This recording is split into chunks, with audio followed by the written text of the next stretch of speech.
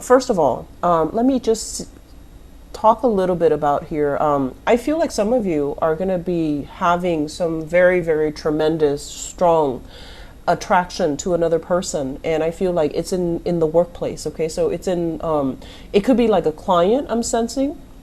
It could also show up as somebody that you're collaborating with, somebody that could even be managing you or bringing in clients for you, or is like a representative that speaks on your behalf. So I feel like there is a very, very strong sense of like being attracted to, being pulled, and being really smitten by another person. So I feel like it's showing up here as a very, very solid relationship that can be formed from this. But for those of you who are, attached and you're not in a position where you can pursue this, I feel like it's going to be posing as a temptation for you, a source of temptation. And I don't feel it being confined to just, the end of December. I feel like it's going to drag on into 2018 as well. So this is something I want you to be a little bit careful about, because I feel like you're not feeding into it. And then even for those of you who are single, you're also anticipating the consequences. You're thinking like, oh, I'm professionally linked up with this person. I don't want to ruin that professional connection, or I don't want to ruin my reputation, or I don't want things to get weird. And so you're approaching this in a very methodical manner, and you're not jumping the gun, you're not jumping right in, you're not rushing in. So I feel like some of you, even if you're single and you have this really strong attraction to another person, you're not jumping the gun, which is good. So I feel like you want to sit with this and you want to mull it over. And I feel like not only are you physically attracted to the other person, there's this sense of like kindred spirit, like emotionally you have a really strong connection, you agree with each other, and there might be some opposition in the work environment where somebody is like wanting to be a contrarian, and then you and the other person, you're so much alike that you agree with each other, you give each other emotional support, and you're kind of like in alliance with each other against the third party. So I feel like there's this sense of camaraderie that is really rare. It's very exciting, and it's almost like you're finding your other half. So just be careful, and approach it with a professional. Approach it with in a very professional manner, and don't do anything that you would regret. Okay. On top of that, what I also feel as well is there's a message here about, and I feel like it's in like a continuation of this situation. It's saying long-term gains versus short-term pleasure. Okay. And when I heard that, I didn't really associate it with kind of like temptation and love and lust and infatuation. I was thinking more in terms of like, it could be, but I was thinking more in terms of, don't think about a quick financial payout. Think about long-term gains. So that means if everybody is just telling you, let's get involved into this one kind of risky financial venture, and everyone is trying to pull out, and you're just like, oh, I wonder what's going to happen, if I should follow suit. And I feel like actually you might want to rethink it. Okay, so we're talking about investment opportunities here, and this is not my area of expertise. So you need to consult, your financial advisor. You need to consult whoever it is that's handling your resources, handling your investment portfolios. Okay, but I feel like there are some long-term things that you want to look into when it comes to money, when it comes to your projects, when it comes to your investment, because I feel like you're better off waiting it out. So that's the message I'm getting. You're better off taking the safe route. You're better off with the status quo. Excuse me. And you're better off keep as you were, like keeping as you were, rather than doing a 180 change of direction, because I don't feel that that's going to bode well for you.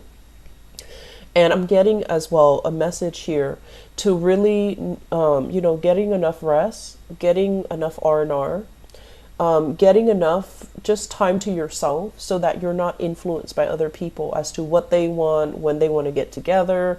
And so I feel like it is going to be the next 2 weeks will be very, very busy. And so taking enough time to yourself, it's going to be necessary, okay? Family demands, family expectations, of course, it's the holiday season, but I don't see any problems, any snags in the road that is associated with that's coming in. I just feel like for those in relationships will really flourish and blossom. There will be communication breakthroughs. And not that you're having trouble before, but I feel like there's going to be a lot more agreements. There's going to be a lot more consensus. There's going to be things that are pushed through because everyone is on the same page, or everyone is going to, overcome their differences and just be on the same page. So rounding out this year, I feel like you're heading into 2018 with a lot more, I want to say, with a lot more harmony in your step. Okay, so it's going to help already as we transition into 2018. So 2018 is a number 2 year, and a lot of it is the energy is all about, making connections,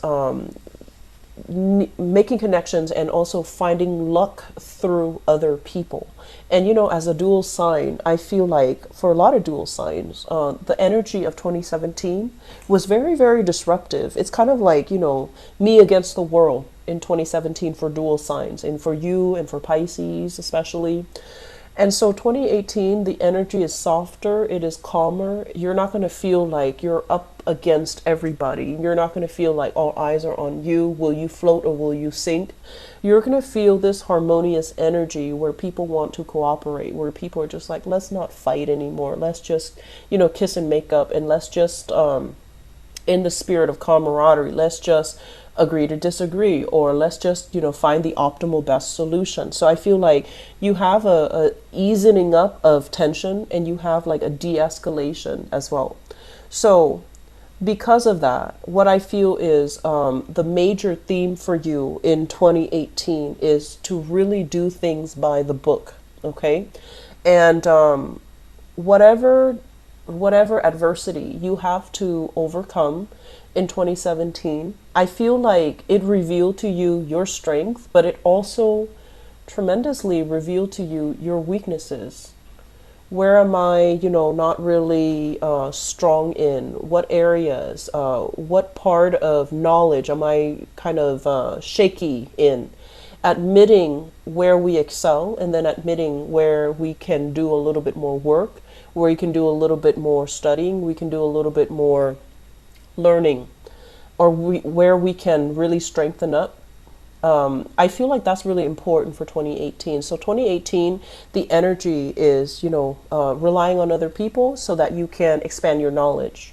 Finding, people that are able to approach things in a more, I want to say, they're not so biased that they only see things from their perspective, but they're like well-rounded.